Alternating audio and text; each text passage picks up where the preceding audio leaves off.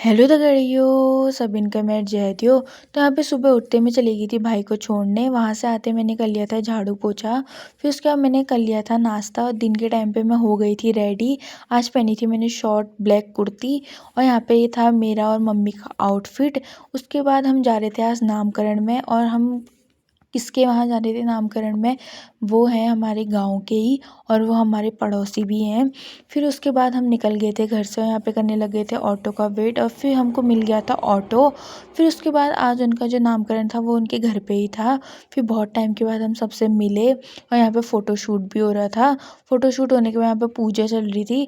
फिर हम आ गए थे बाहर और यहाँ मस्त सी धूप आई हुई थी। हमने बाहर बैठ के बहुत सारी स्नैप बनाई। फिर स्नैप बनाने के बाद हम चले गए थे बाहर वहाँ खाना खाने। फिर हमने खाना खाते ही यहाँ पे लोग बोलने लगे थे हमको भी लो कैमरा में। फिर उसके बाद यहाँ पे सब आ गए थे बाहर खाना खाने। फिर यहाँ पे मम्मी का करी थी वेट क्योंकि मम्मी करी थी बुआ लोगों से बात। फिर हम निकल गए थे घर के लिए। और आजकल हमारे गली में आया हुआ है ऊँट। जिसको बैठना है वो मुझे कमेंट करना है, मैं आपको पक्का बैठाऊंगी। फिर उसके बाद शाम के टाइम पे हमने कर ली थी पूजा।